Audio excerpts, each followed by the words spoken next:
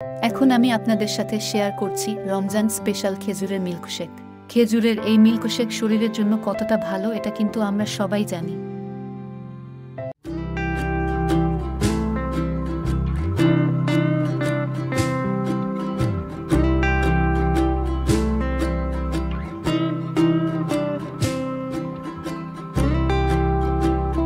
খেজুরের মিল্কশেক করে নেওয়ার জন্য আমি একটি কলা পিস করে কেটে নিয়েছি, সাথে নিয়েছি বেশ কিছু খেজুর।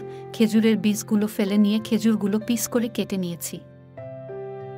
ব্লেন্ডারের জারে পিস করে নেওয়া খেজুরগুলো দিয়ে দিচ্ছি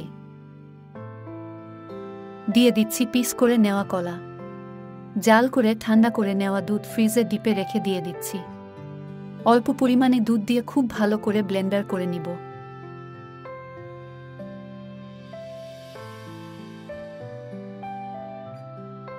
মিল্কশেক যে কোনো শরবত করে নেওয়ার জন্য সমস্ত জল বা দুধ কিন্তু একসাথে দিয়ে নিতে হয় না, এতে ফলগুলো খুব ভালো করে ব্লেন্ড হয় না। এর জন্য অল্প পরিমাণে দুধ দিয়ে আমি খুব ভালো করে ব্লেন্ডার করে নিচ্ছি।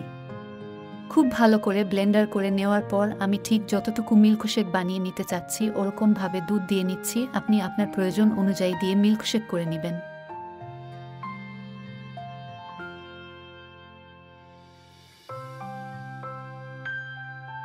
1.5 চামচ দিয়ে দিচ্ছি চিনি।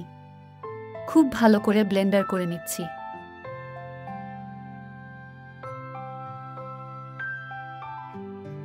আপনাদের মিল্কশেক রেডি হয়ে গেছে।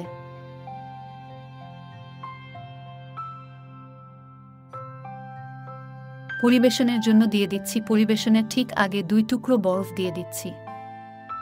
এটা কিন্তু খেতে খুবই বেশি সুস্বাদু হয়। আর এই রেসিপিটি দেখে আপনাদের কেমন লেগেছে অবশ্যই কমেন্টস করে জানিয়ে দিবেন। ভালো লাগলে লাইক করবেন, কমেন্ট করবেন এবং সাবস্ক্রাইব করে আমার চ্যানেলের সাথেই থাকবেন।